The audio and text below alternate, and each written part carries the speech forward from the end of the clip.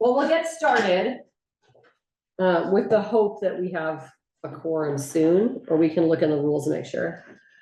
Okay, so just on the off chance this ends up being an official meeting, let's call to order at 6:02. And Helen, you're doing notes these days? Yeah. Okay, great. Does anyone have a public comment, not about something on the agenda? Okay, that seems good. Does anyone want to add the items to the agenda? I know that this week I wasn't able to get the agenda out early like I like to. We had a touch of COVID in our household, so things were crazy. But Mike has been sleeping in the basement, and so far everyone else is fine. It's been a little hectic. So if anyone wants to add anything, now is the chance. Anyone want to add anything under new business? Okay, thanks. Sorry I couldn't get that out earlier this month. And then could we review and approve the minutes from May 9th? Did anyone have a chance to look those minutes over? I got one. Can people hear me if my mute's off? Yeah, because the right. Okay. Yes, I added one public name from Jono, and that was the only change recommended. Perfect. Okay, so it's already been submitted. Oops. Well, but you can submit as the draft. Okay. And then it's just you can, yeah. Okay. Can we approve those? Do we want to table that until we have quorum? Or? Oh my God. Thanks, Kristen. Yeah, good point. Okay, let's table that. So we'll just wait. Yeah, thanks. I didn't even realize that. Okay. And then correspondence. I don't have any official correspondence this month. And then I think we should just move right into our new business of accessible design for the town parks, or we could do a site visit debrief and discussion led by the group that's been working on that. So Dan, thank you for joining us today, and hopefully we can get started and see what you guys have been doing.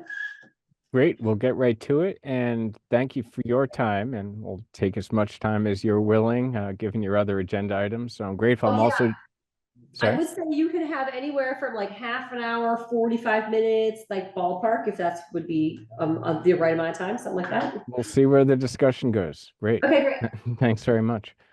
I'm also joined by my colleague Kate Campbell on this project, and we've been at it for 2 or 3 months now, but one of the big events was our site visit with some members of this commission last week, led by driven around in the town van by Meredith McFarland. And we had a diverse group of people. Porter here is, of course, also on the call. And Kristen joined us, and hi, Nancy. And, you know, it was really useful to go to each park. We spent about 45 minutes or an hour getting the lay of the land, both in terms of the big picture, because this project, we're trying to think big with new ideas for accessibility, and also very specific about opportunities. But allow me to take a step back before this evening's meeting. Again, though, my name is Dan Malik. I'm a landscape architect, planner, certified arborist with Du Bois and King, and we were hired to work on this project through a proposal process by the town. So thank you for that. The Town of Bristol's Conservation Commission's mission is to conserve Bristol's natural and cultural heritage for present and future generations, raise public awareness for these resources, and provide opportunities for greater involvement by the community.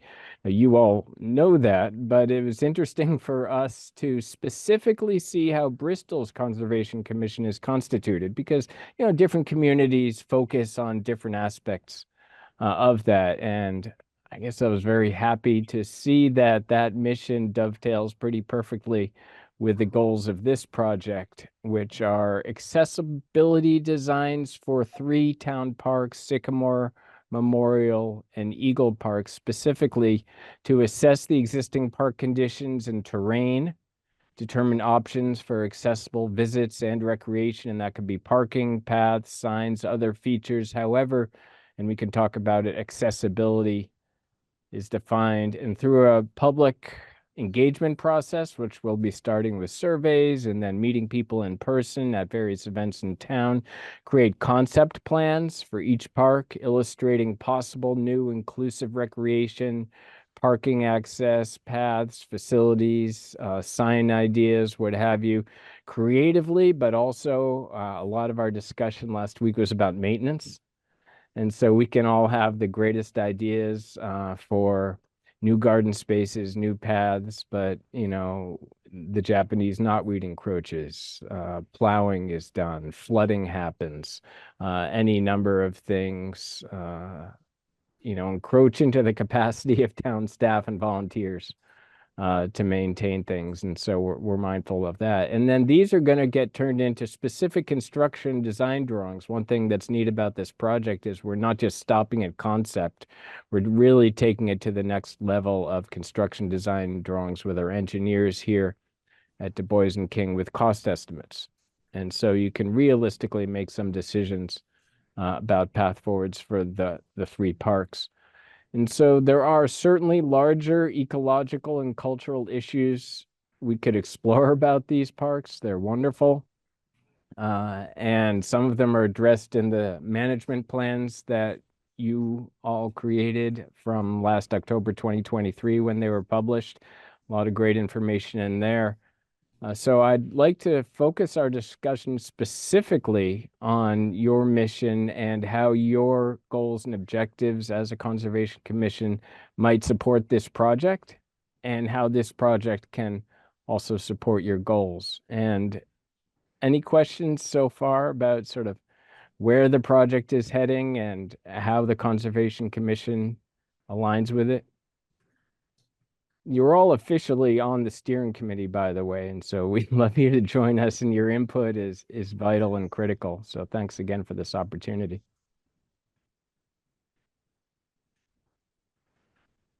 Great, thank you. That's No, okay. Thank you very much for that that intro. I was wondering if you could tell us a little bit about the status of what you've done and what happened on the big field expedition this week. Sure. Actually, if I can, I'll share my screen and Yeah, please show do. you. I set it for Yeah, you. we met at Holly Hall. And can you see that over there yet? No, let me Not yet. Okay, let me share. This is an example of some of the notes that were taken. So again, we Perfect. met, this is Sycamore Park. We met at Holly Hall, drove first to Memorial and then Eagle and then here to Sycamore. And so we looked at parking, recognizing that these are state lands. There's gravel parking at each site. Memorial, some of that parking is, it's not even flat. So we're looking at accessibility. We're actually looking at it further upstream. So even getting to the parks, signage, an online presence, recognizing that different people of different sensibilities may appreciate that certain times of day are quieter, or they want to know what the facilities are when they arrive, how the parking is configured. So much of accessibility is actually the willingness, if someone has a physical challenge or mobility issue, to get in the car with their family perhaps, or a caregiver, and make the trip. And so our mindset starts earlier. And so even on the drives to these parks, we were thinking about the route and the information. When we arrived, what might people find? How might the signage be arrayed with fonts and colors and maybe a tactile experience or audio, such that they know with confidence that they can navigate some or all of the parks? All of these are on the water. How might they be able to get there in a meaningful way? And so even at the entrance, perhaps there are facilities that need to be added, whether it's temporary or permanent, and we can develop specific designs for that. It's all of that is part of the arrival sequence. So there's a degree of comfort level that probably even starts at home in communicating these things. And then the walk-arounds were wide-ranging. We looked at the pollinator gardens that are there, and that's a great way to greet people. This park, Sycamore Park that we're on now, has a little more of an active recreation and managed feel to portions of it as compared to Eagle, which is maybe somewhere in the middle, and Memorial, which is wilder with the falls, but also offers incredible smells and sounds. And cooling mists, which are actually a way to interact with a place that some people can appreciate if that's their level of appreciation, along with some serious, though, topographical challenges. And so at each of the parks, we were thinking, how is this park related to the other parks? What can it offer that's unique? but maybe what are some of the challenges at the park that actually, however, give us the opportunity to emphasize different things. So maybe at Memorial Park, not everyone can get in the water, but maybe there are certain views or certain smells among those hemlocks. If we can promote access, then that will be what makes that park special. So again, here at Sycamore, we recognize that physical accessibility, perhaps in a wheelchair, only gets a person so far. So that's a physical hurdle that we need to overcome to even get closer to the water. In terms of your mission, in terms of future generations, there are these pockets for story times, for poetry walks. And so even if this is kind of a more active active recreation type space, a lot of people go to the park simply for contemplative reasons or small groups. Some people want to read in a different setting, and they want to do that in a private way, but in a public space. A lot of people's sensory interaction with the spaces require some of these little pockets where they still feel a degree of personal security and safety, yet they're among other people in a natural maintained setting. In terms of active recreation and getting people to the parks, we talked about disc golf here. We also talked about it at Memorial Park. Is that an opportunity to bring more people to the parks, get them interested in them in a wider way? So if we're talking about greater access, we're potentially talking about more people. We're talking about more people with a greater diversity of abilities. And we're talking about a more diverse experience, more enjoyable, more fulfilling, however that might be, as facilitated through physical improvements to allow all that to happen. And so sometimes holding events or having, even if it's a temporary disc golf setup, as an opportunity to get people to the site, or Civil War reenactment also came up, raises a level of awareness that's critical to getting more people there and maybe more volunteers to help maintain. The camp drives all the way down to this area here. Meredith takes folks all the way here. And so among the several paths down to the New Haven River, we identified one that seemed to be the easiest were someone to traverse it with a wheelchair or a walker or a stroller, for example, whether by themselves or with others. Some way to get down to the water seems fundamental, especially at this park, especially at Eagle Park, a little more challenging at Memorial Park. And so it was very useful during our site visit to recognize, oh, okay, yeah, well, there's a bump on this one. There might be some rock here. At least this path to the river, and then daylights into a place where someone with improvements could get down to the river. There are people swimming here in this deeper breakwater area. That's useful to know. And then there were people also, there's a gentleman in the water right up here. And so would barbecue pits create an opportunity for greater access and awareness of this space so they can then enjoy perhaps this remnant of floodplain forest, which Kristen told us about, or any other aspect of it. And so that was particular to Sycamore Park, and we had a similar set of thoughts at Eagle Park here, where river access might be. Is the current fire pit situation present the perception of an unsafe situation, perhaps a tripping hazard, or under certain conditions, if fires are on the ground for some people, that might seem cause anxiety. Also, the parking here is up above much of the park area, and right now, as it is, there's a significant slope down to the main part of the park. That's an accessibility challenge, but there is this other entrance off the Lincoln Road where perhaps accessible parking could go in. There's a spruce tree that's in decline next to a Norway maple. And so part of our work as a team now with the engineer will be taking this information and turning them into creative concepts, but also that have very specific, realistic designs for accessible parking to overcome some of these barriers to use. Obviously, the fishing platform, the accessible fishing platform is wonderful. There's some encroaching Japanese knotweed. There are some stairs potentially down to the river right here. We even talked about the opportunity, if possible, for a lift for some people that might wish to enjoy the water but couldn't perhaps even use the stairs. Or are of a size or age such that a parent or caregiver might not be able to help them into the water securely or safely. And that was great to hear. There are also events that take place here, whether it's fishing or putting in the kayaks, and can we support those events to make them available to a wide audience? What was particularly great about Eagle Park, when we were talking about sort of that feeling of security and safety, but in a public place, is that it's possible to be almost everywhere in Eagle Park, even if you're just all the way down by the water, and still see the parking area. Meredith was talking about limbing up and pruning up some of the spruce trees, some of the evergreens and other plants to be able to, maintain that.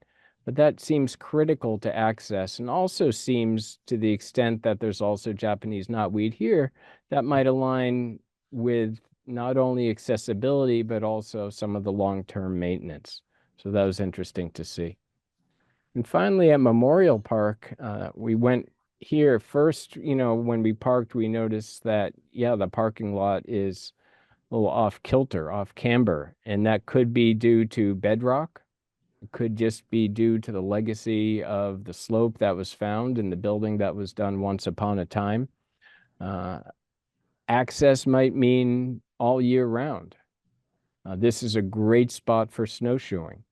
Of course, that would mean perhaps a degree of plowing, and certainly this being off a state road, that would require a special trip from the road crew. So we talked about the design of the entrance area. What's most visible? What are the sight lines to the left and to the right? And, how might that change someone's feeling or experience of safety coming and going to the park? They want to know that the arrival and the exit experience is safe. We did see some areas of potential platforms, or if we can get access above on this north side of the creek, that would be a win. Recognizing, again, this park might just function differently because of the topography than the other two parks in terms of access to the water. But perhaps there are opportunities for a viewing platform or a listening platform to get a sense of the space and enjoyment in the outdoors. We also, however, recognized, and I'm going to call up the A&R Atlas map on this screen now. This is the full extent of Memorial Park. And I was just showing you on the aerial just this little bit near the parking area, but goodness. And there is a driveway, much of it through town land, that accesses this very nice, reportedly, and interested in recreation and trails property owner right here. But this whole south side along the Baldwin Creek actually may offer further opportunities for accessing at least some of the great views of the creek itself, from here. And so we were thinking about, well, could parking, working with this property owner in terms of maintenance and access and signage, not to go beyond the bounds of town land or turn around there, offer significant accessibility opportunities for everybody, not just those with physical challenges, but simply everybody.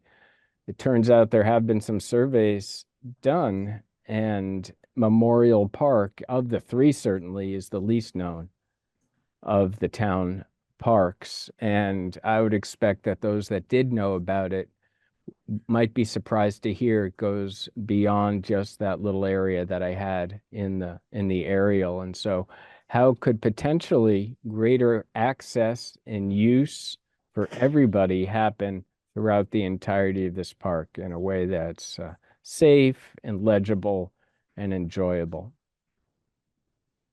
So those were our 3 site visits. While we're talking about Memorial, would you be able to speak to the bridge issue, or is that outside the scope of this work?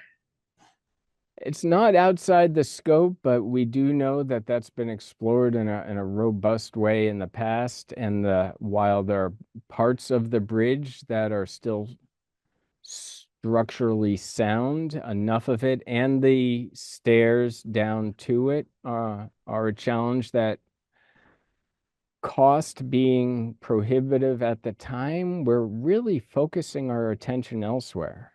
It's a great question and we're not ignoring it, but I think part of the beauty of thinking big at this project is, if that were not to happen, if the bridge were not to be replaced, how many other things can we do for this park to promote accessibility? And one of them perhaps coming in on the south side and having some of the same viewing experiences or experiences of the falls that one might have on the bridge. And certainly if we can get folks over here and here, that might preclude the need for the bridge.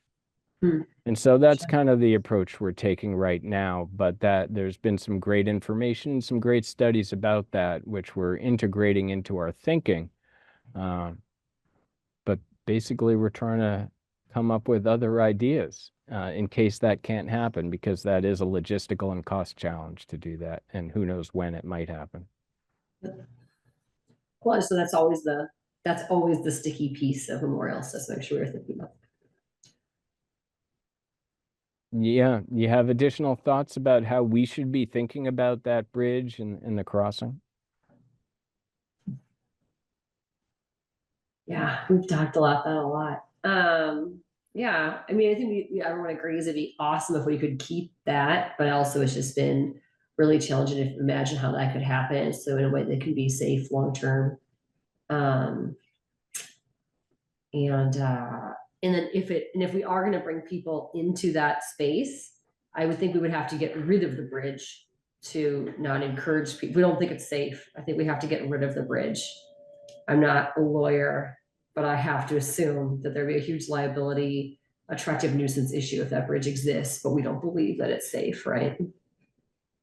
I want to check with the town on that, but I don't like that bridge. If we don't think it's safe, then I don't think we should be bringing people to the park. I try to never tell people about this park because I'm very concerned about safety issues. So, oh, that's interesting to hear. I go out of my way to not tell people about Memorial. Yeah. If they ask about town parks, yeah, they're like, you would know, and I'm like, I do know great places, and I won't say Memorial, even though I love Memorial. I actually, for the first time, sent a student out there, and I was Alex from the commission took a student there, and I was nervous about the idea that a student would learn about the location because I was scared they could hurt. They say the bridge is safe for now, but I don't know. It's a very attractive nuisance if it's dangerous, and if it isn't dangerous, then we should embrace it and people should use it. But I worry that it's not safe, or at what point will it become unsafe? And I think it's a very dangerous park.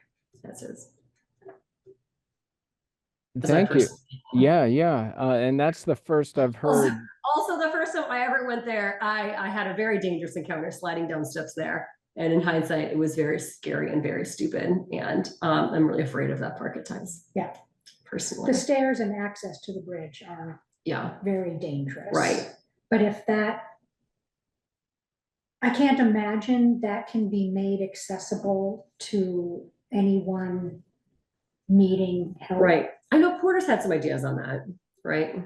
We've done tours there. I think Porter, you're on, right? Yeah, I'm here. Where are you laying on the bridge traffic these days? I think that there's a huge parcel of land there that's underutilized, and we should be creative and think outside the box and not assume that we should access it the way we've historically accessed it. Yeah. Okay, that's fine. I'm fine with that. I just want to make sure. Because I said, if we're gonna move away from using the bridge, I think we got to remove the bridge. Uh-huh. Right. I think that we can rely on this process to help us identify what the best way to recreationally access that parcel is. And if it's not going to be using the bridge, then I think that you're right. So if we're not using the bridge, replacing the bridge, refurbishing the bridge, accessing in that route, then we should make that route go away. Yeah, just a slowly decaying bridge at a park we're bringing people to seems so scary, right? No, I think you're right. I mean, I don't disagree at all.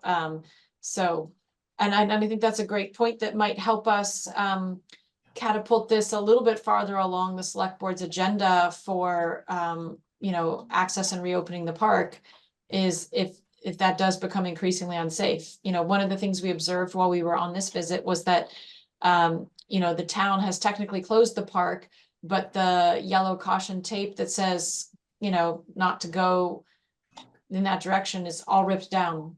Both ends of the bridge, it's ripped down. At the top of the stairs, it's ripped down. I mean, the stairs are gone. There's no stairs. But the tape is ripped. And yeah, so I mean, yeah, you're totally right. The bridge is not unsafe right now, although it's certainly not to code. But it's not patently dangerous, like everyone's gonna fall through. Like the bridge isn't gonna break, but Sure. you know, there's no barriers. It's absolutely not what you would currently put there for safety, and the access to it is utterly unsafe. Right. Yeah. Right. Like, you know, I love that Texas Falls area is so beautiful. They've had some different bridges over time. They've opened and closed that area, and it's gorgeous. They did a great job there, but I don't know if we're at the scale that we can do something like that. Right. You know. Well, this is a dream project, so we're dreaming outside the box and coming up with creative ways to think about how can we better utilize these town parcels, and particularly with an eye towards universal access. So, Yeah. you know, that's our initiative here, and we'll see what we come up with great ideas, and then we'll figure out whether, you know, there's sufficient value there for the community to make an investment, and how we'll go about trying to figure out how to make that. And with that, saying that the park is so large, and most people just focus on that, the bridge kind of area, right? Going to the, what was that? Where are we oriented right now? Going out to the far side of the park, right? To the west, yeah. To the west. Okay, I wasn't sure.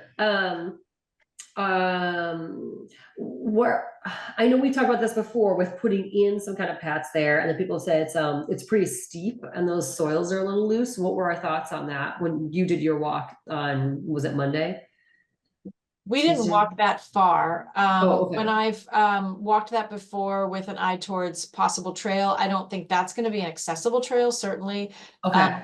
There is a possibility it could, you know, it could certainly be a walking trail. Vermont Youth Conservation Corps Operation Director walked it with me several years ago and said, oh yeah, absolutely. She felt we could put something in there that would not be, you know, causing such, you know, would not cause problems. You know, we would follow the state's guidelines for, you know, building, you know, within a range of a stream bed, but she didn't think there'd be any problem there.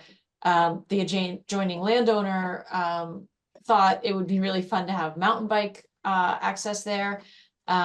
So, you know, I don't know if that's possible or not, but you know, there's a lot of mountain bike enthusiasm in Bristol. So, you know, that might be a possibility if the ecology of the area wouldn't rule that out. So yeah, I think there's a lot of possibilities there that really haven't been fully explored. Right. And are you thinking of like primitive trails, or would these be some kind of like impervious surface trails? I'm just trying to think of in terms of the footprint for the ecology. My original vision for Memorial Park was genuine accessibility around the falls for viewing, picnicking, and you know, sort of family recreation space. But the trail, I never envisioned the trail because there's a mile along the Baldwin Creek. So I always envisioned that being, you know, a mile down, mile back loop, and that would just be a rugged footpath. Got it. Okay. Unless there was motivation for biking, you know, to invest in that type of multi-use trail. Okay, that sounds great. Thanks. I just, you know, there's been so many ideas on Memorial, and it's just this sort of sticky thing. So yeah. And then the property extends to the other side of that driveway as well. And I wasn't sure, You know, how, is it our property that we're allowed to have people go across, or is it does the driveway present some kind of a barrier for access, right? There's like, a dilapidated, restroom, it looks like, or something over on the other side, right? Mhm. Huh. And there's some other, pieces of the property there that I wasn't sure about access and how do would we be allowed to put people over there? Yeah, it did come up in our discussion, and whether the actual base of the driveway as we're seeing it, because we're seeing it outside, the blue highlight is actually, I believe, this property owners or another property owners, and how that would exactly work, and if there was a desire to increase access to this south side of the creek in this way for greater, wider use, how that might play out. And so we're going to learn what we can as part of this process, or find the people that can help direct us better in that direction from a legal standpoint. I'm not a lawyer either. And I know it's very important to, in addition to the law, just maintain good relationships through dialogue, and that we can do. Yeah. And a lot of that happens through a collaborative public process and transparency and awareness, and maybe making a couple phone calls or knocking on the door simply to listen. At least as the beginning of a process to facilitate that to happen. But you're right. I'm not sure of the details myself. Maybe someone else on this call is. But you see that the base of that driveway, or at least a portion of that lower, is not on town land. Yeah. Mm-hmm. I don't know the history of that. Yeah, it's interesting to seem to have 3 different property owners on what would seem to be the same access road. But I'm sure folks are just playing the hand they were dealt at the time. Any other thoughts while we're on Memorial Park about factors at this park? And so thank you for speaking so firmly that you don't like to talk about this park, because gosh, I mean, imagine trying to do an accessibility project for a park where, folks with the town don't like to tell people about it. It really starkly highlights, a lot of the challenges we have here. But are there other factors that might be hindering your efforts to raise public awareness about the resources, provide opportunities for involvement, that this project can help the Conservation Commission overcome? Or are there other efforts you're involved in town-wide that this park could be helpful in supporting?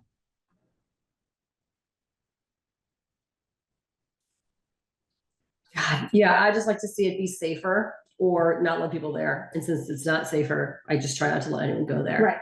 Right, that's where we're at. And if there was an alternative access Yeah. to the river from that driveway, for instance, and we discovered that the forest there is lovely to walk through, and then you could imagine directing people there. But as long as there's a very dangerous bridge and broken down rickety stairs, directing people there is Right, with rebar sticking out. Yeah, it's awful. And it's not as though even the town says it's closed. Sure, maybe somewhere on, I don't even know where. I don't even know where, as the chair of the Conservation Commission, I don't even know where I would go to look to find out to say it was closed. I don't even know where that's listed. I know we've said it's closed, or the select board maybe said that. I don't even know. Oh, I didn't know that. I don't know where you would even know that information from. It would be Yeah, Kristen? in the minutes of a select board meeting, it was Right. discussed. Oh, no, I mean, like, if I was gonna go visit it, I have no idea how one would know the park was closed, right? There used to be signage that was there Yeah. stating that it was closed. So perhaps that signage has been ripped down. Yeah. But yeah, I went there in spring once when it was still icier up there than it was in the town. And there was no signage or anything. And I went to go walk down and almost fell in the river with my newborn baby on the ice. It was horrible. I was terrified, and I did my cell phone service, and I thought I'm going to die at this park. And I crawled my way back out, and I am in love with how beautiful it is, and terrified that something could happen to me or something will happen to someone in the future. And so I think it's beautiful. It could be a gem. We can be so proud of Memorial. I would love to be proud of Memorial, but as it is, I think I have a lot of concerns about sending the public there as is. One thing we talked about was a while Sally, back. you're here. We have quorum. And Hi. John was there too. Oh, he is too. Okay, great. One thing we talked about a while ago was instead of like maybe like, yeah, totally forgoing the bridge situation and instead putting steps down. Of course, that wouldn't be accessible to everyone because they would be way too steep to ever have a ramp or anything, but steps that are safe down to the pool that's at the bottom of the gorge. It's just it's a lovely spot. That right now you can only slide on your butt down a very steep slope, which done is worth it, is very beautiful, but it is not accessible to anyone who is not able to do that. So, and then you have to clamber back up, you know. He was So, only carrying babies, right? It was sliding all the way yeah, I down. was carrying babies at the time. Probably not my best mother move, but but that is another thing that has been discussed is it would be nice to access that area under the gorge because you have this beautiful view of the gorge from safely below it. And it could be a great swimming spot too. Mhm. Again, it could never be universally accessible. I don't think, you know, I certainly don't know how to make it that way, but if it could even have some nice stairs down to it, that would be a neat thing to think about instead of the bridge. So you can still see the gorge, but not from above. Right. Did we also talk about instead of the bridge, near where the bridge is, maybe do like a lookout platform? So you could like, that Yeah. would be possibly accessible to get up to a platform that overlooks the water right there instead of a bridge. Or you could We even talk about put, that some point, you could right? probably even put a very secure, you know, fence line Mhm. wall situation where, Yeah. you know, that was like, it didn't even need to like protrude over the gorge, but like, Right. Yeah. yeah. Or you could like get a nice look though, not too far from the parking lot. Yeah. Right.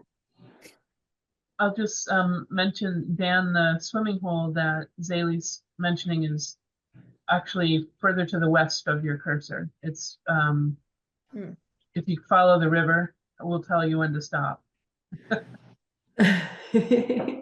And You gotta so go down the waterfall. right now you're at the gorge, and then right where it hooks left, yeah, right there, back there. Oh, with- okay. There was one that Jonna went down that was Yeah. by the culvert under the road, Right. and I thought it was where my cursor was. So the one you're talking about, Zelly, was over here. Yeah. Okay, It's great. down like past the bridge. Ah, Even uh-huh. to the right of where your cursor is. Yeah. right around there. Okay. Oh, And maybe thanks, a half, Kristen. yeah, even farther to the right. So it's right, yeah, right there. Yeah, like under the, right where the waterfall comes down. Yeah. Oh, okay. Oh, great. Uh-huh. Okay. And that's a very I think a fairly busy swimming hole for those who know about the park and for those who go there. Mhm. How do people Cool. access that swimming hole then, They'll currently? scramble down the bank. On their bottom. Got It's certainly like you can get down there and you Yeah. can get up, but you need to be very able-bodied to do that, you know? Mhm. There's a flip-flop kind of orientation that I can imagine, but I don't see it necessarily all that viable. Where the parking is now, you are on the, what I guess would describe as the north side of the river. And so that's the entering the bridge from that side, and this discussion about whether the bridge is a good option or not. We got across the bridge, and from the other side, we ended up coming back and then connecting to that easement of the property owner's road, and we saw the little outhouse, and so there is some portion that it could be re-established that that's the entrance and the parking, and it would be shared with the homeowner and so on. But by choosing that as an option, you can then come around the other side. I would describe it as, not sure if my orientation is correct here, but I'm assuming looking at the map, the south side, because then you are where there was the pressure treated railing, which is helpful, and you can I imagine you can probably get down to that pool that Zaley was describing, that Alex has been down to, and certainly much more of the whole park is accessible.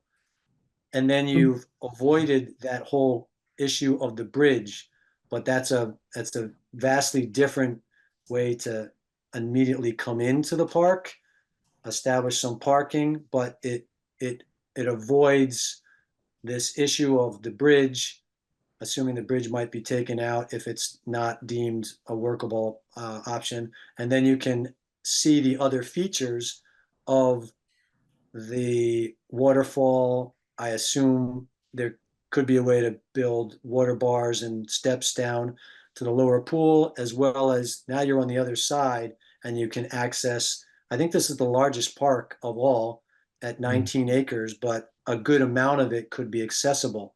So that's what, trying to, as they say, think expansively versus outside the box. So I like to say it differently. Outside the property or normal access routes. Thanks, John. Any other thoughts about Memorial Park? Then we could have a similar discussion at the other two. Yeah, I tell my daughter, my daughter says something's outside my comfort zone, and I say, well, maybe you should expand your comfort zone. So yeah, it's a similar mindset when we're thinking about the design of these parks and the opportunities. Any other thoughts about Memorial? I would just think in terms of like ecological like usage of the park, and we just want to make sure, thinking about there are like more species that use this, right? We have a lot of game cam footage of this park with bobcats living in the area and other things. I don't remember all the details, but we had a student from Middlebury College do an independent study project on Memorial versus Sycamore, sort of thinking about Bristol as two sides of town, right? We're the gateway to the Green Mountains. So this is sort of the Green Mountain Park. And then compare that to Sycamore, which is sort of the Champlain Valley side of the park.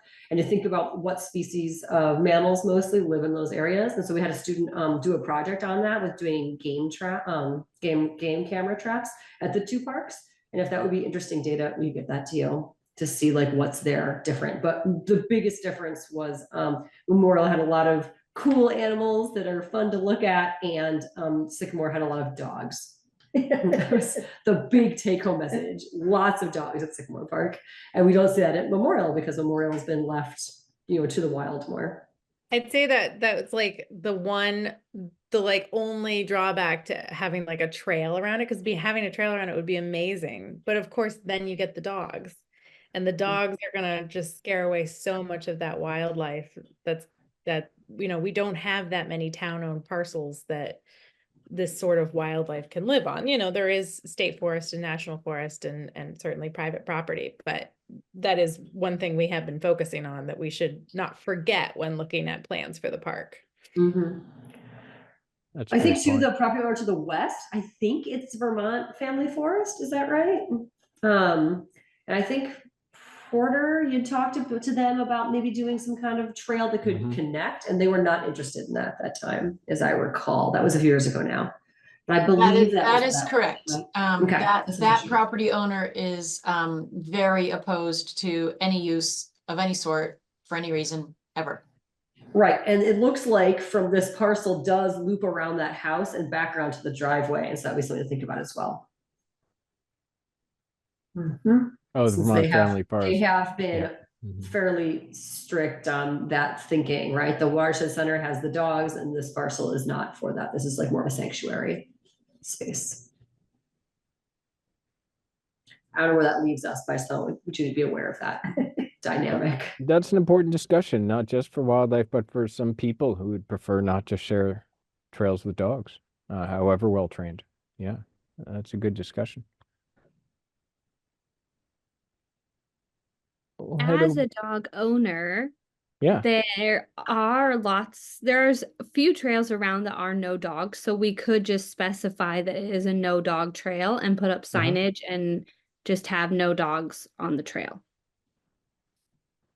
There are a few around that just don't allow dogs, and it works. This one. Yeah. Yeah. there's no way to enforce it, which, I mean, you Right. just trust people to obey the signs. I mean, you certainly get less though. And I mean, Yeah. maybe, yeah, it just depends on what kind of use the spot gets and really maybe we do a more in-depth, research study into what animals are in what spots. And, I don't know how we approach that, but it is definitely something we should think about. Mhm.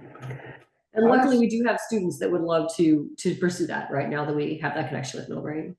Porter, I'm sorry, you want to say something? No, I think in the interest of time, that these are really important points. And I think that if we get to a point where a study indicates that there's great potential for terrific recreational opportunities, then we can look at the costs and the trade-offs associated with that.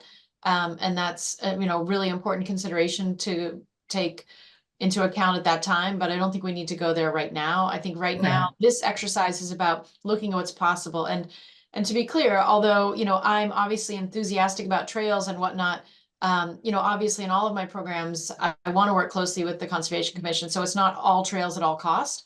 But one of the reasons why I'm really excited that the town used ARPA money to do this study is that, I think that these are questions that come up and sort of like the whole, we need to have bicycle and pedestrian safe access to Bartlett's. And finally, the town did the study and said, yeah, that's never happening. We can't afford it. Here's the reasons why. And so now whenever it comes up, we can say, we're not going there because it's just not a thing. And I would like to be able to do that with this park because as you made the point earlier, we keep talking about the bridge. The park is closed, but it's not really closed and we don't know. And I think that these are really good things to sort of just put to rest and say, here's some potential and some opportunities. Then we can look at it further, or it just doesn't really like this is a good place for that. And then we can just stop talking about it and close it. Thanks. Yeah. And be Thanks. safe. It's hard to know what the scope of the conversation should be. So I appreciate your help with that. Do we want to talk about Eagle briefly? Is that correct, Dan? Sure. I will just mention that I think it's a town in Massachusetts that initiated a program where certain types of visitors were welcome at certain times to some of the parks. So mountain bikers on the trails, even equestrians, I think, hikers, for example, people with dogs. And so there's actually a schedule. And I don't remember the community or how large it was where people knew what times of the day, and it varied because so it wasn't always the hottest time of the day for people with dogs. They were welcome, please, to use the park at those times. And it actually increased overall usership of the parks because people knew when they were welcome to show up to do the particular activity that they wanted to do. And so it's pretty remarkable by what would seem like a restriction on use actually increased usership.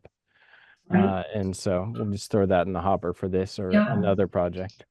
So for Eagle then, what were your thoughts on the accessible fishing platform? And I'm assuming that's the area you would be focusing on most with the accessible design. Is that correct? Well, that's part of it, but it's actually other than making sure the railings are positioned well in the event of a flood or making sure the pathway, which has since been improved, is kept clear and the area around it is usable for river access. It's actually part of the park that's working well for its intended purpose for accessibility. So we're really looking at what else can we do and align with how well that seems to generally be working, those maintenance issues aside, and the rest of the park. Yeah, I think that there was a conceptual drawing that we saw of Eagle Park, which maybe you saw or made, or I don't know. And I know that we had felt that that seems like a bit of an overreach from the way that was drawn. It had very few plants left. It didn't address knotweed for sightlines. It seems as though there was an awful lot of pavement in that image. I know that was just like an artist rendition, but I know that there was sort of I felt a knee-jerk reaction that would be too much for this particular spot. And we had been worried about that, especially because all the trees were missing from that image. Although it sounds like maybe that was an oversight the artist made. But if you know that it could have been, I did see that it wasn't us, and it was probably created in the vein of a really huge what if. Yeah. But maybe with a particular focus on passive recreation and walking and picnicking, and it sounds like less of a focus on some of the ecological balance to the extent that you could represent it in that drawing.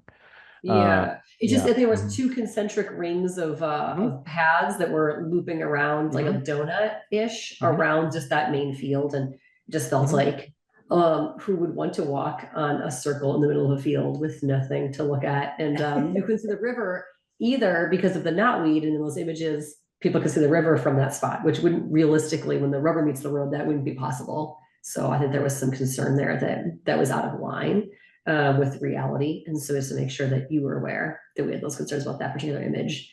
But it seems like you're doing a lot more in the park and stuff. So that's good to hear.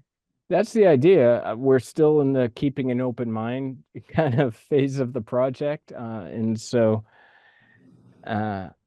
that's very, very important to hear. We do want to strike that right balance because the people that do use the park and love the park, I'm sure many of those, the plants and the mix and that mix of sun and shadow that we were talking about in this park is critical to maintaining that experience. And can that be promoted with some sort of new path system that takes people around or gives people choices of how to get around? Yeah, I think we can. And that's our intent.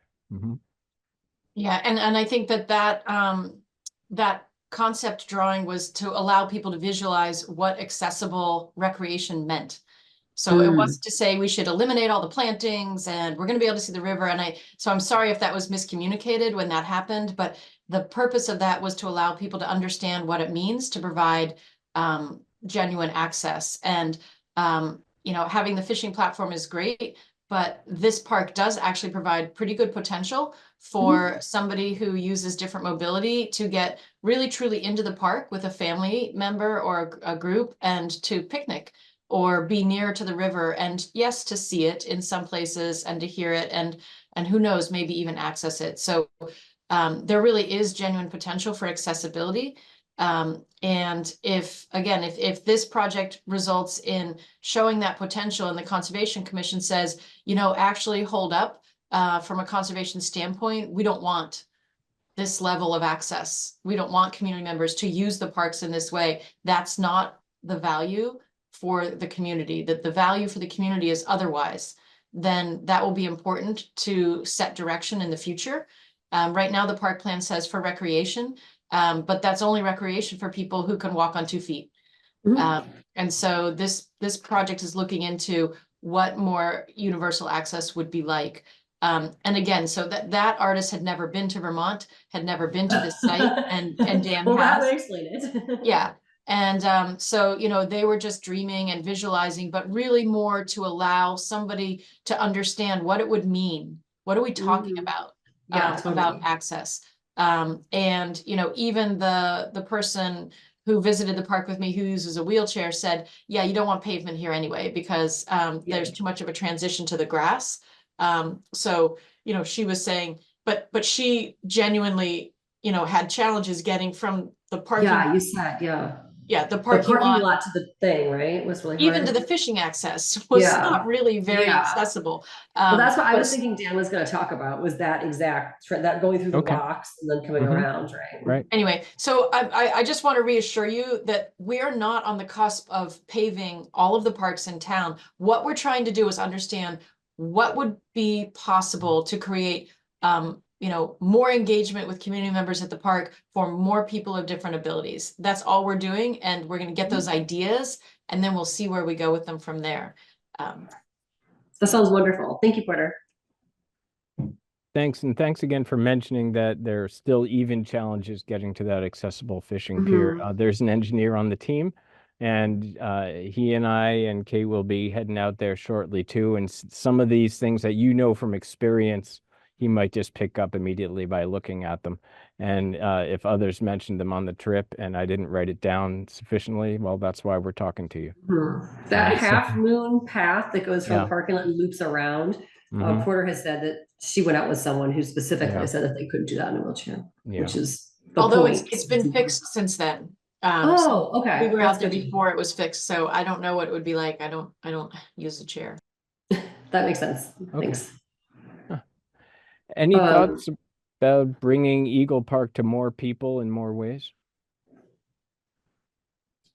It does seem like a spot that would be perfect for such things. I mean, it's there and right by the river, and mhm. it seems like so much more, so much easier to visualize the memorial in some ways for a lot of that stuff. Mhm. Easier than Sycamore too, because you're so close to the river when you park your car, Yeah. right? Mhm.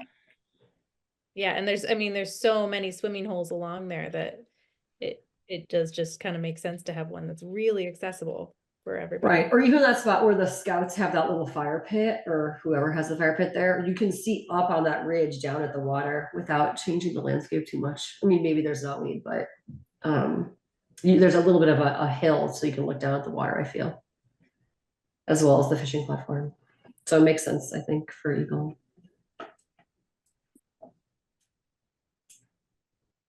Thank you, thank you, thank you. Mindful of time, and I'll thank you and send my email address to all you. So feel free to email me after this as well if you have additional thoughts or the things we didn't flesh out fully or just something that occurs to you later. So Sycamore, one of the things that did also come up in Sycamore, in addition to what was highlighted during the site visit and those notes, was, are there opportunities around this access easement that aren't fully realized because of that legal condition? And maybe that's something the Conservation Commission had discussed and can share. In addition, I'd also be very interested in this balance that seems to be taking shape or could be reinforced around active use, certain parts of the river being more accessible than others, as well as passive and ecological function. Obviously, the history of flooding and the also interesting mix in this floodplain of plant species make this a pretty unique site. So there are lots going on. So any of those that you'd like to address, either the legal status or the easement, the floodplain ecology, the flooding, or the more active uses of this park, how we can make them more accessible. My biggest concern with Sycamore is just that we're not supposed to have a permanent structure, right? And so whatever it is that you've been thinking about is to make sure we just, every time anyone talks about Sycamore, we always counter with that immediately, because it's a really active, sort of flashy part of the river. The water cuts through there all the time. You can see the sand in the fields, right? So anything that happens there has to really seriously consider that it's going to wash out whatever you put there. Even if it's a path with gravel, that can wash out too, So to make sure that that's really in the forefront of your mind when you're thinking about this park. The water overtops right across. Thanks, Karen. More frequently than we would like. Yeah. My kids play in the middle of the field with sand buckets sometimes. You're like, that's a new one. You shouldn't be doing that in the middle of a field. But you see the flood chutes as you walk around, Yeah, I would just add that Eagle Park also has deeded restrictions against new structures. Oh, I didn't know that. Thank you, Kristen. Yeah, because it was bought out also after the 98 flood. And would the structure there, would that count as like a boardwalk? Would that be a structure, I'd assume, but maybe not like a gravel path? Like, do you know what the line is between what that would be? The language is specific in the deeds, and I think we would need some legal interpretation of that language and precedent in other similar cases. I'm just not really, I'm not a lawyer. So. No, that's a great answer. And I think that there's also what legally we could do versus what we reasonably should do based on if it is going to flood, right? And so just thinking about that as you're designing, thinking about those sorts of concerns, right? Because I'd hate to do something awesome and then it just gets ruined immediately. Even if we legally could, it's sort of a should we if it's going to get washed out, right? So I don't know where that leaves us, but I just want to make sure that's in your mind, because I know it's a persistent issue with this park. Yeah, very much so. Thank you. Yeah. Additional thoughts about Sycamore, its use, its function, how it relates to the other two parks we were just talking about in terms of its role in the larger sort of recreation ecology and conservation ecology of Bristol? Right. This one gets the most use by people. I think we've seen several surveys to that effect at this point. And, the students have said there were more dogs here. There's certainly people here all the time compared to other parks, as I would say, anecdotally, right? And there's interest to put things there, right? The rec department really wants to put frisbee golf in, and we keep saying, okay, but those baskets are structures, right? And so, it just always kind of comes back to that, and maintenance, of course. Once you start improving much of Sycamore, it comes with maintenance. It comes with Japanese knotweed encroaching, right? So I just think it's tricky. There's a lot going on there that makes it hard to manage. I agree. Yeah. Any other thoughts? You think the increased access is just proximity to town on 116 and not only Bristol, but also New Haven and Middlebury, that maybe it's a larger, flatter parking area. There are all these subspaces and access to all of the above. Yeah. Yeah. All that. Yeah. And I think also it's a safer river environment. It's lesser velocity, flatter slopes. It's safer for kids to paddle around in, whereas Eagle is not that, and neither is Memorial. Right. I swim in the rivers with my kids only at Sycamore. We don't go to the other parks. We don't go to the water parks. We only go to the park in water at Sycamore. But all over Sycamore. We'll go anywhere on Sycamore, right? We probably swim all the parts of it, but I've never put the kids in the water other parks.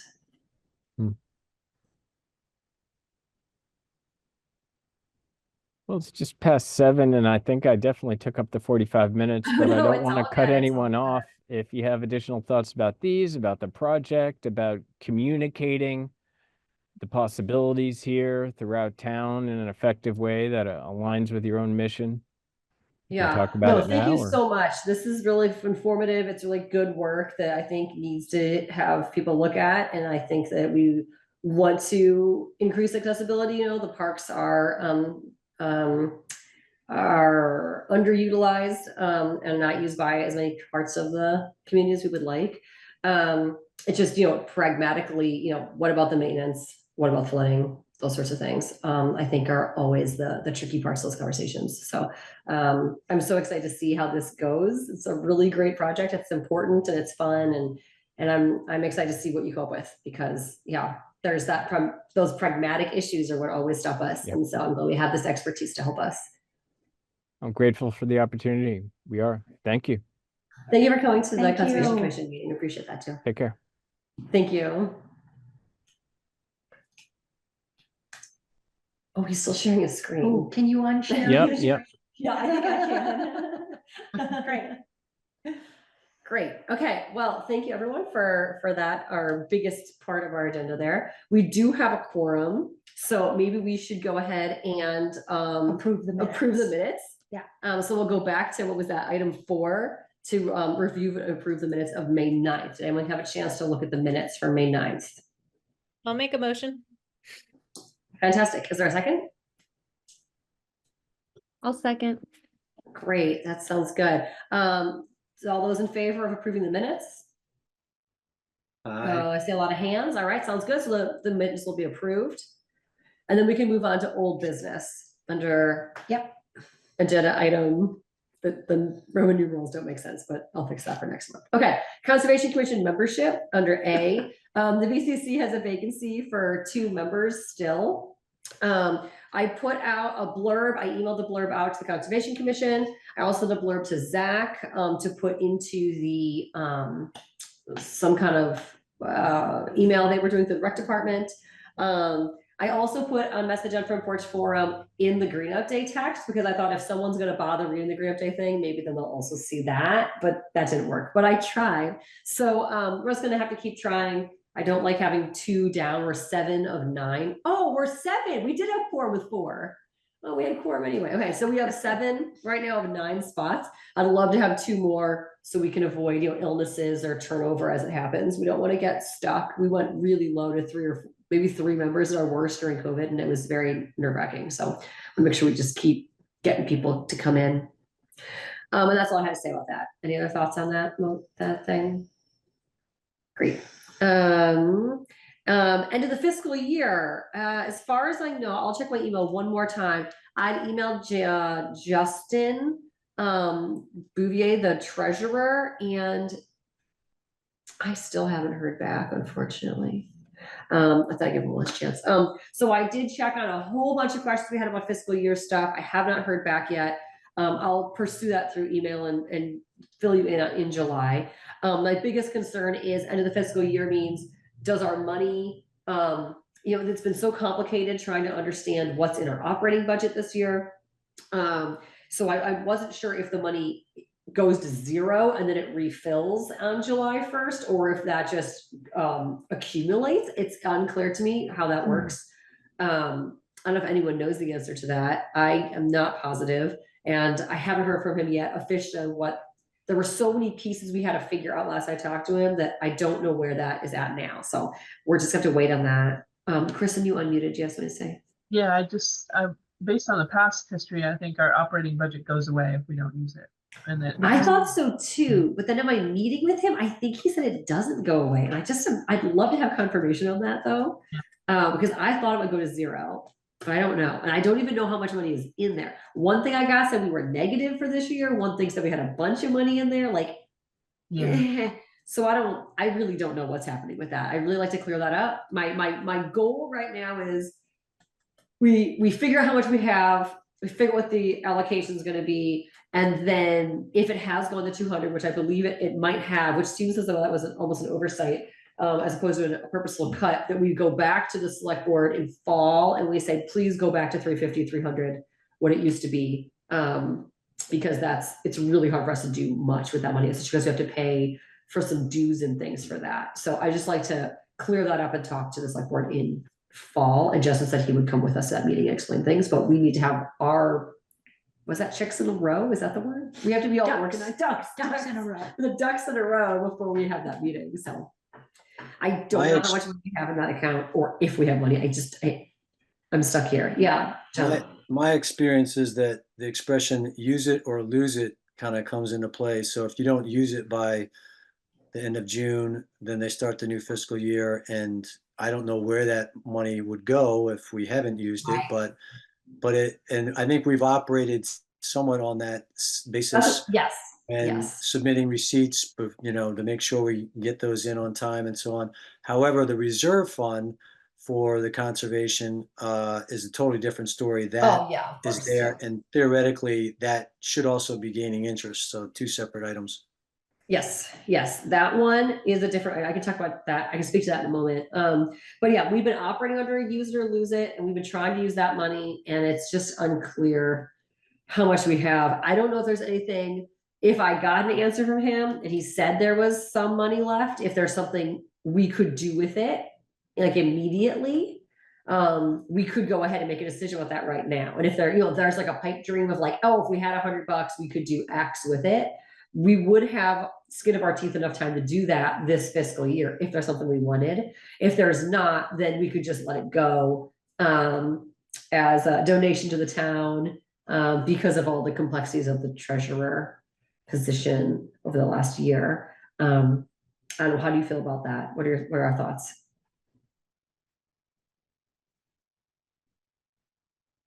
Is there something we need for signage or posts or something that we would want to buy quickly at the end of the year if we have money? If we had money, if there's money laying around that we want to spend, we could buy perennials for both Eagle Park and Sycamore Park. That's what I was For the thinking. pollinator gardens. Oh, that's a good idea. We could spend a lot of money real quick, Okay, but both of them need something. that's true. Okay. I'd also like to think that we could make a request between the most local in terms of Rockydale that maybe they might offer up some or give us a nice discount. I think there was some other donations that happened through Bristol Core, through Rockydale and so on, but you can't hurt to ask. Again, I don't know what money is available, but we would certainly want to utilize it before the 30th, I think.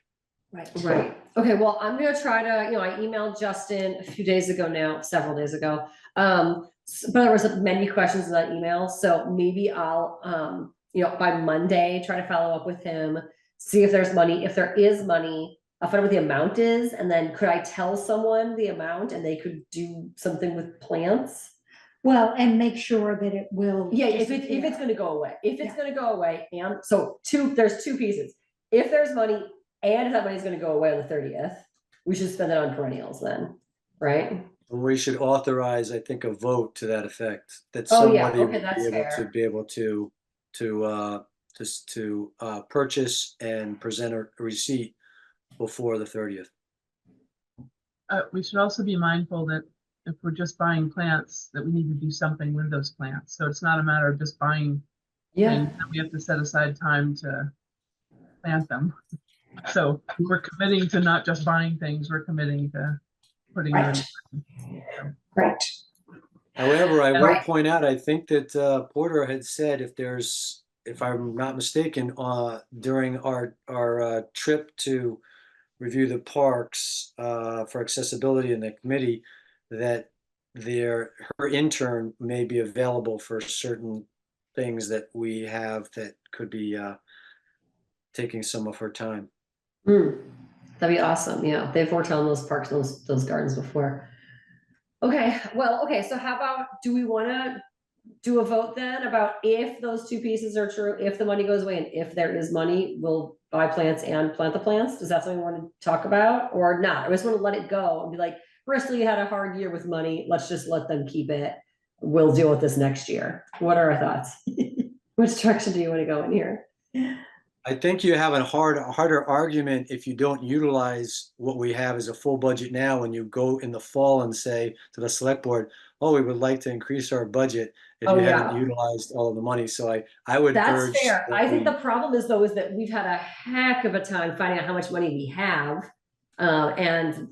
We've had a very hard time finding that money, using it, getting it billed correctly. There are things that they said we've never done that we've definitely done. And I have no idea what account people got reimbursed from. They've said, oh, you never spent your money. And I'm like, yes, we did. And then when we looked, it was like, oh, it came from some other operating budget of the town and not from the correct one. So they're not even correctly taking the money out of our account for things we are doing. So I think we can say that there's been a lot of confusion and would like to start fresh and would like to start doing this. And it could be that you're not gonna get a clear answer from I Justin. don't know. I think that's by why he June hasn't 30th, answered. I and think then that's okay. I think it's just too, that's my guess, is it's just Yeah. like so murky that he's not been able to. Yeah. Cause we had things I have a that motion.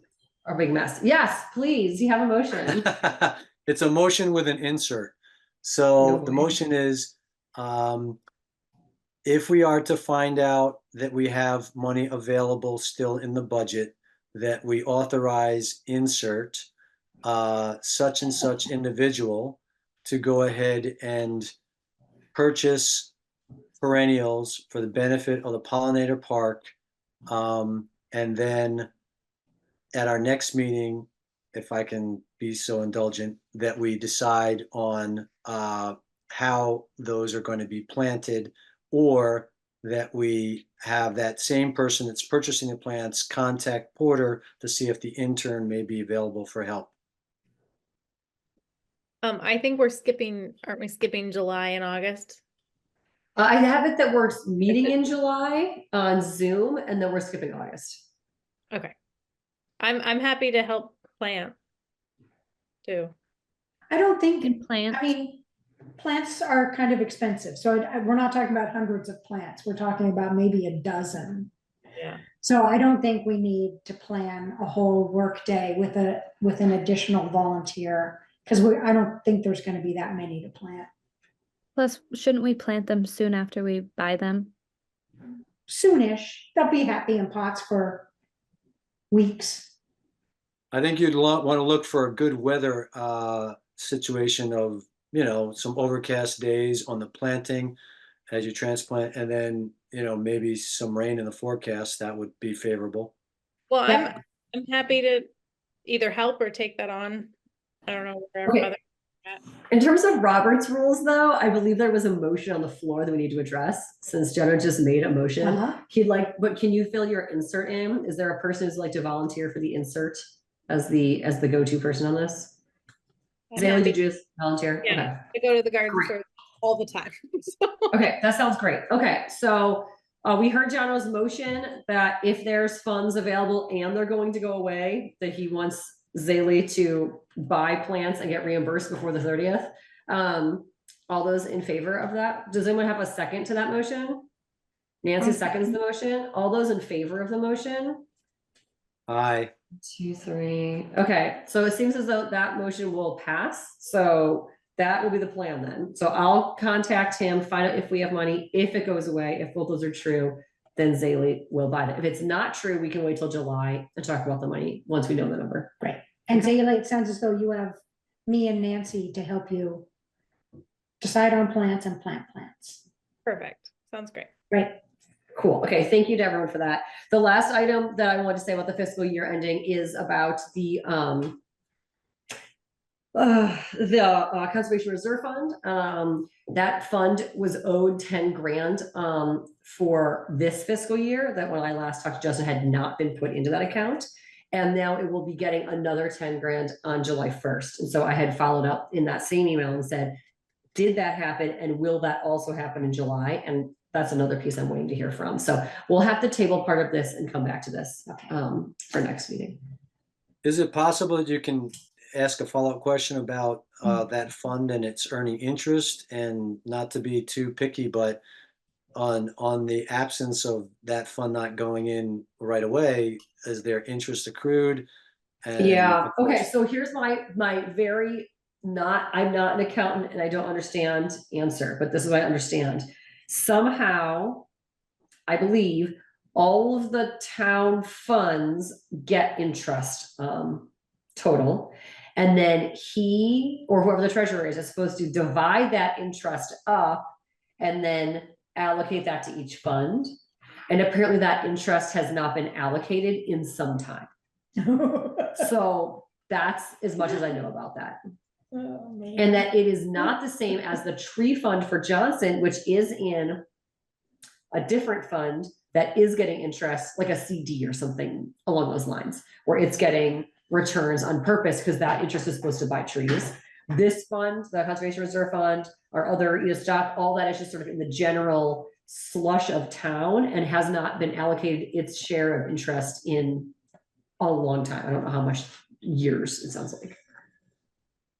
That's all I got, Jenna. I don't know. Don't make that face. I would hate to be the treasurer. That's all I know. I don't. No, that's helpful, Carolyn, and I think there'll just be more concrete information forthcoming. Okay, thanks. I sent the email. That's like where I'm at. We'll continue that conversation. We'll get some answers, and once we have all the things organized, I'd really talk to select board about where we're at and where we'd like to be at with all these things. Okay, great. Can we end fiscal stuff? Okay, great. Wildlife Corridor project, I don't know if we have time to talk about today. Unfortunately, I think that that could be a major discussion point we could have in July, because I don't have a July major thing planned yet. We could maybe talk about our next steps,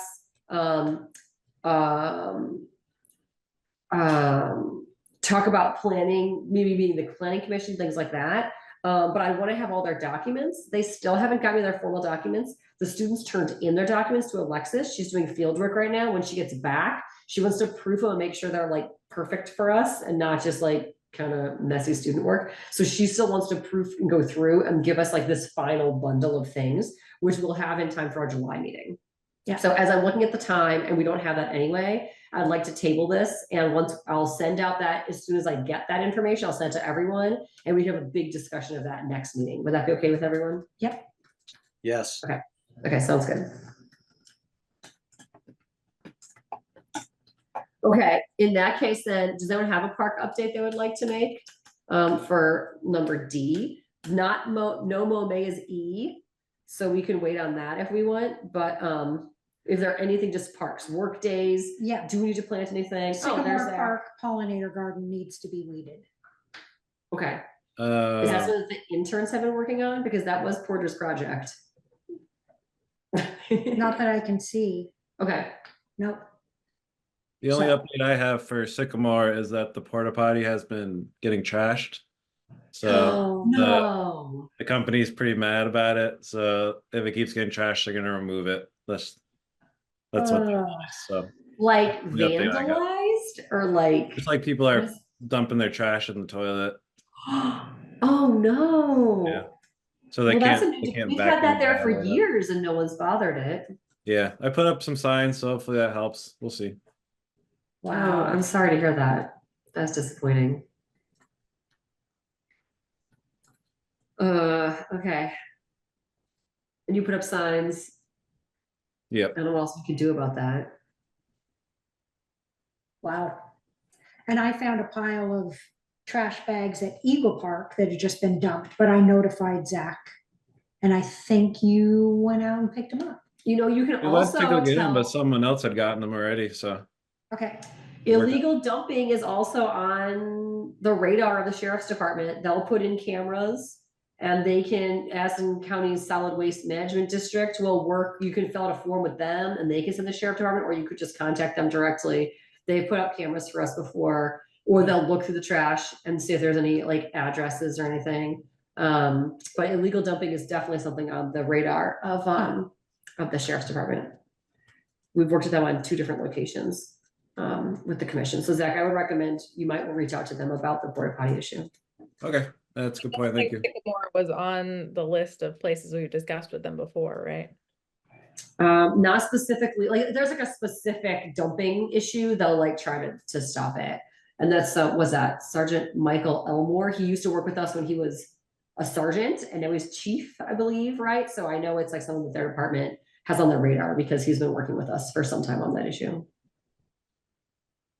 So yeah, we recommend that, I guess, is the next step for that Yeah. portalet. Get in touch with them And the same tomorrow. with Eagle though, if you find a big dump of garbage, like you can tell them to look into it. I don't know how big you're talking, but It was 5 or 6 bags, yeah, plastic bags. he told me in the past, they'll go through and look for addresses too. Yeah. So they can issue tickets and things for that.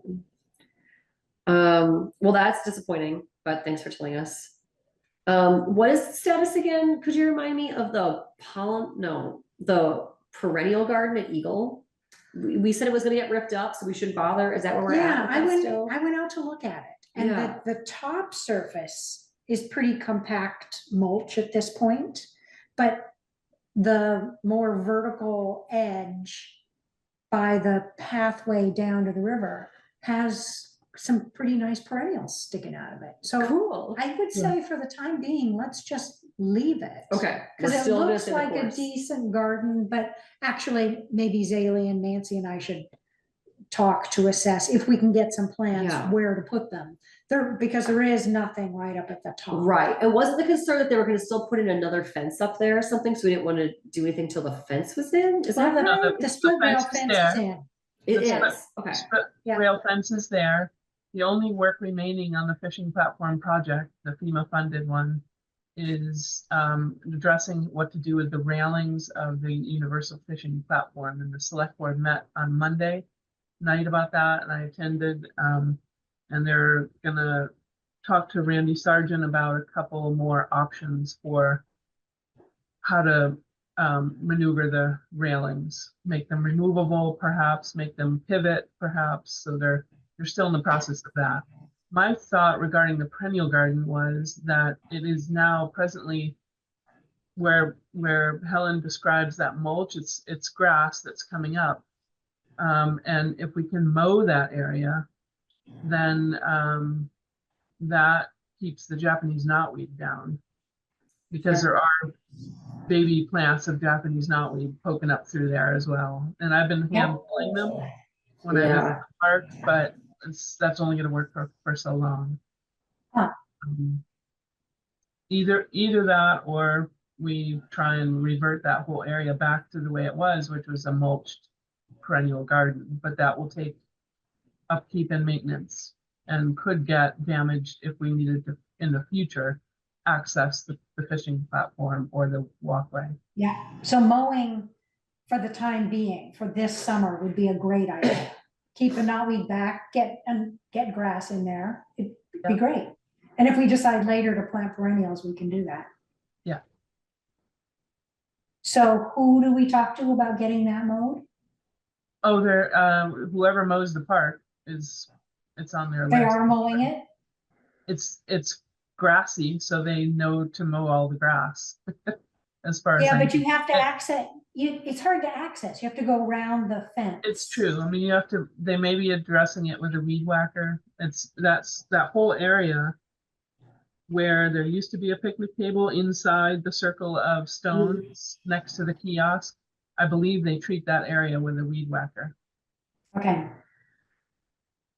A general observation, a brief one, is that there was probably, I would venture to say, almost twice the perennials that were there before the project, and now it seems to me there's about half because they filled in the lower portion with a fair amount of boulders to fortify it, and the upper portion between the fence and the grass has sort of Been decreased compacted. the total amount. And the ones that we dug up back in the fall and the pots that I provided are either gone by someone picking them up, which I think is a little doubtful, but more likely that in the flooding event that happened, unfortunately in December, that they ended up maybe going downriver. So I'd love to get those No pots one back. thought I that, we don't never see it thought about happening. that they might flood away in it's true. December. I went to look for them too and they were gone.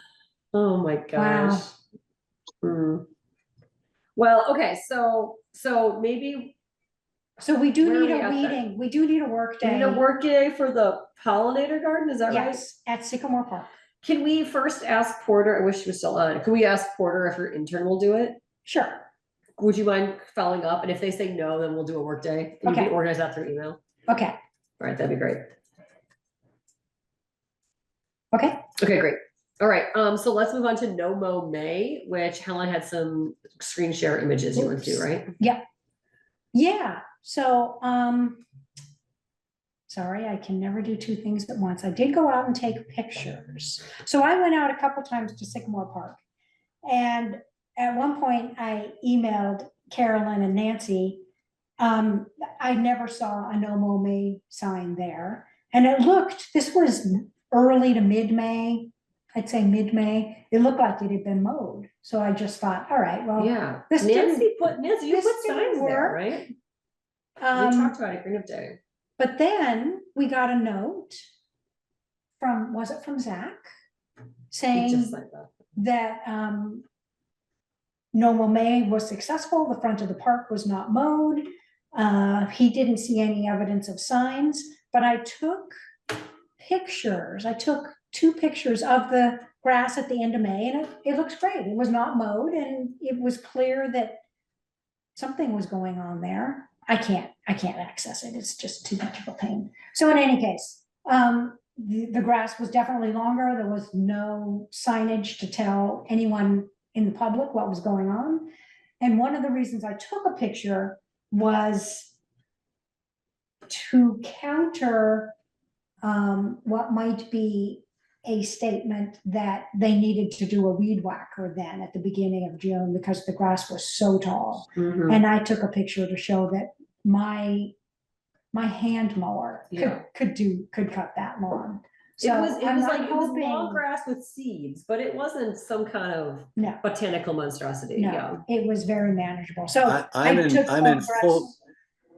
I'm in full agreement with what Helen has just described. I went down there once, and it didn't seem that grass was as thick as what they thought was going to take place. And then also, just to add to what Helen was saying, is when we were touring the park, and I want to say that was into June, early on. It was, I don't know, week and a half ago, something like that. Does that sound right, Kristen? Meredith's observations were they never went ahead because it had been agreed upon that they were going to do the outside perimeter brush hog. Never happened. And that the original plan was that they were going to leave the entrance in a no-mow state, but the back larger field where the orchard, apple orchard trees was going to be mowed. So Meredith was going to try and have a conversation with them and try and understand why the the brush hogging never happens, and just get a sense of where the communication just fell short. Yeah, Okay, so you know what? I think what would be really nice is if we could do a debrief on this next time. Could you speak with Meredith about what happened, what's continuing to happen, and maybe send those photos over and say like, look, this is how long the grass was, and like it's not that bad, and just see what she and Zach say about that maybe. And we could do another debrief next month about like the record department's response and what they think the debrief is and what they've been doing. Because we had so many great plans. I hate just to see them abandoned, right? and anybody know what happened to the no mow May signs? How- So Nancy I Piper put a had it. sign up and then Jono's friend returned it to him with another sign that was lost.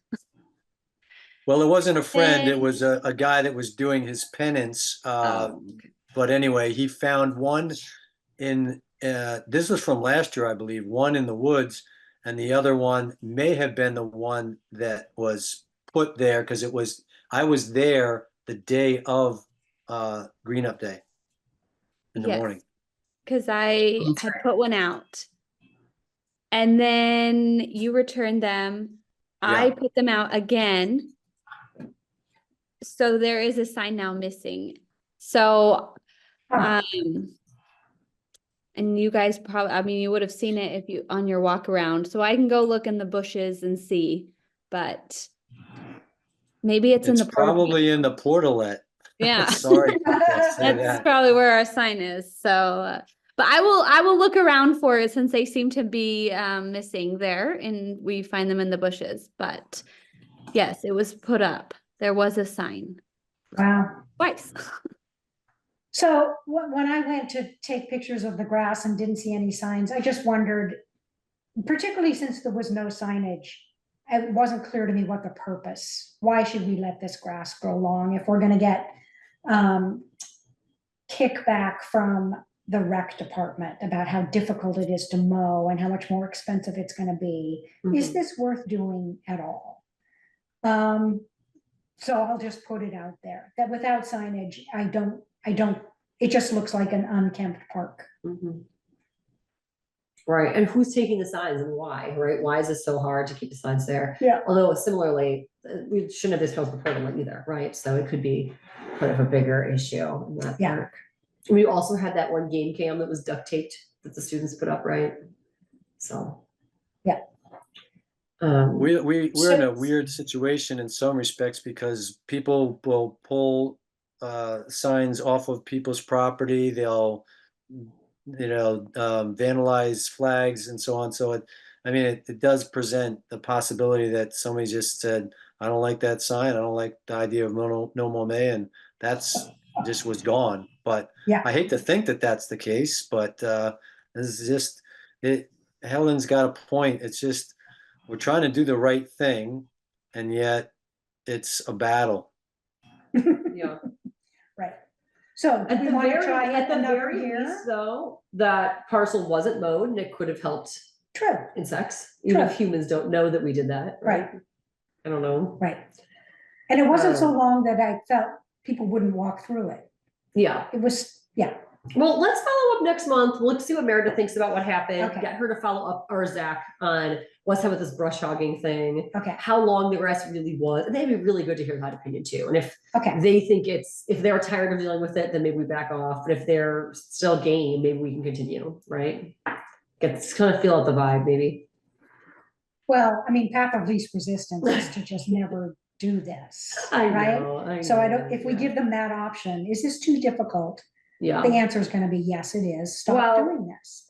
Well, let's just see what they, I don't know. We just need to see what they thought about how it went though, because it feels like the grass wasn't even that long. So it shouldn't have even been a resistance. It should have been like, it wasn't that bad to walk through. It wasn't so Right. long, right? So I don't know. And maybe, if we do this again next summer, Yeah. we could attach some signs to the posts at the pollinator like, garden. yeah, So or it's a hammer little them bit into the- more Yeah, like into the kiosk. or permanent, something. yeah, Yeah.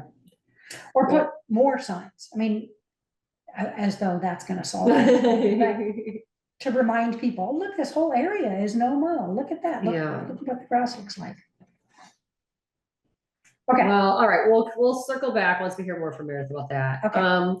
Let's move to a green up day. I just wanted to send a chat right now to everyone. Those are our final numbers. You've seen most of these before, only the weight of bags is new. That finally came out with the number of tires and the Addison County totals as well. So you can look in the chat and you should be able to see what that looks like for everyone. Mhm. We had a lower percent of we had much lower weight than last year. Last year we had almost 2 tons, maybe over 2 tons, and this was like 1.6 or something.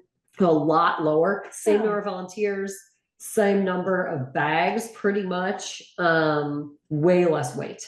Huh. So I think that has to do though with the sheriff's department helped us and did a really big cleanup on Upper Notch on that edge of that cut pull off. So I think that made a big difference. And I think I don't know, maybe the bags weren't as full, maybe it hadn't rained as recently, so things were lighter. Maybe we worked through a bunch of backlog and there's not as much out there this year. I have no idea, but that's just the fact is that we did a lot less weight this year. Same volunteers, same bags. Interesting. Although some of the bags were broken, so the accounting got weird, so Right. it's not perfect. Someone did point out, I think this was on Front Porch Forum. They felt as though we need to move up Green Up Day because now it's happening. Yeah, I late agree. enough that Many people at the leads- table told that to Nancy and I, and we don't have any way Okay. to do that. Well, can it be Yeah. communicated to the Green Up officials? Yeah, I could talk to them about it. Yeah. I could, as one person, mention that to them. Yeah. But yeah, no, it's been that day since, since Earth Day was invented or something, and so they're really dedicated to that day. I agree, though, it should I think it'd be better if it was the second to last week of April even or something, right? Like 2 weeks earlier. But, now that I can't Yeah. really, Okay, yeah. I could, if I get the bags early, I could put the bags out earlier, and they would just sit on the side of the road, then they get rented by animals or people, and then we gotta do a That's what second green up day to put things back in the bag, so. Yeah. It's a real balance every year, people wanting bags earlier with me not wanting to give them too early, because they Yeah. just sit there, and then we have other problems from the bags being there too early. Yeah. But yeah, if Green Up Day itself, the conglomerate, official not-for-profit wanted to move it, acknowledging great, climate change. but like, I don't know that, I have no power in for that. Yeah. Okay, Okay, and that's all I had to say about Green Up Day. I just want to give those numbers. Okay, great. Last thing then is future meetings. So for summer reminders, I currently have it planned that we're going to do a Zoom meeting on July, Zoom only meeting, because there's people traveling, and then August has no meeting, and then we're back in September. Does that sound correct, to everyone? Mhm. Okay, and then for next meeting, the main thrust of the conversation will be about the wildlife project. And I'd like to share my screen here quickly.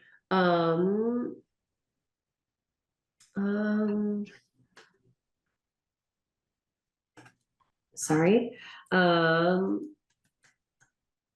Sorry, it's just a minute to do this. Of course, technology is supposed to make it easier.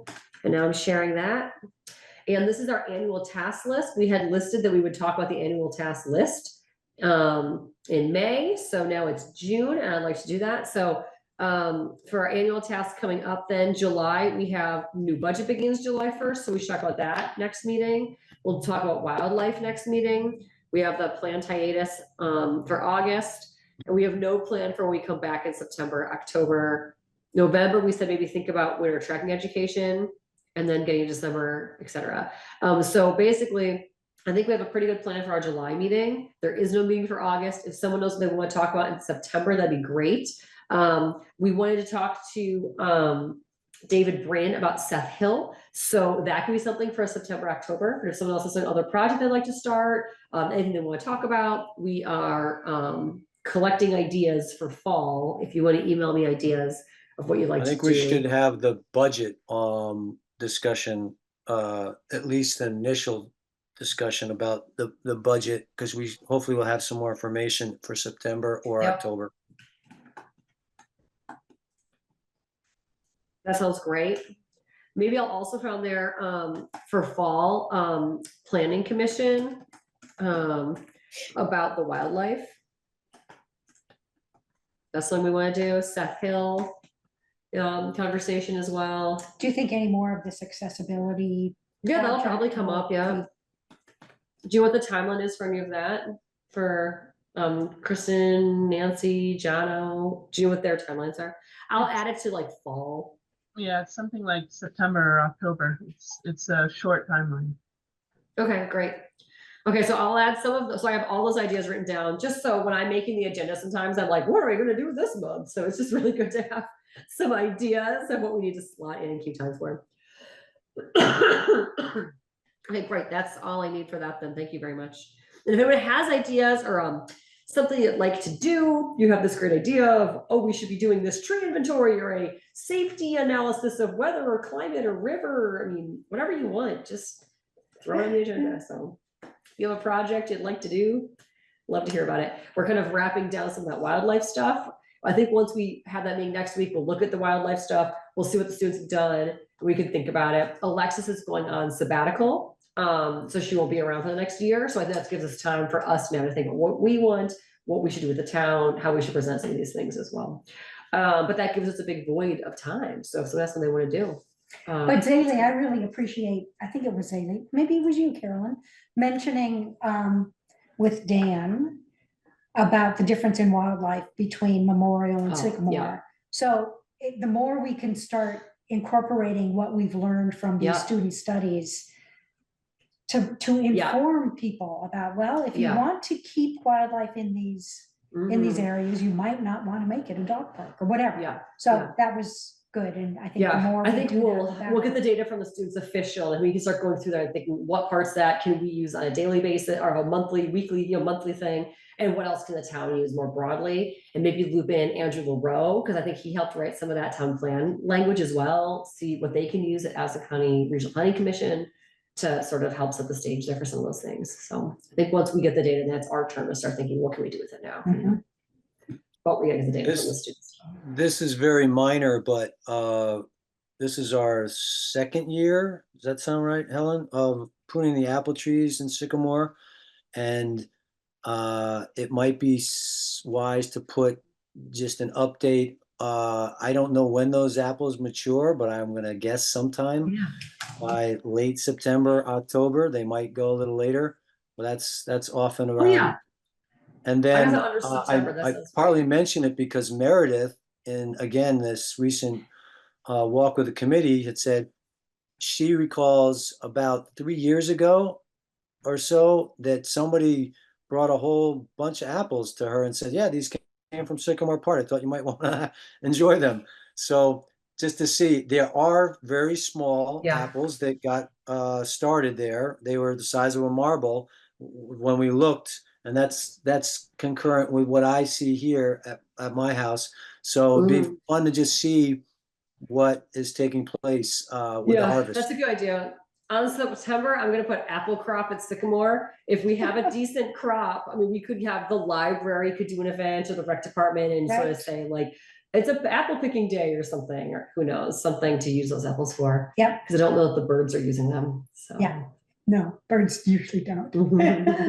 Crab apples. Birds don't tend to eat the Serviceberry. they cooking like. apples, yeah. Yeah. Okay, great. That sounds wonderful.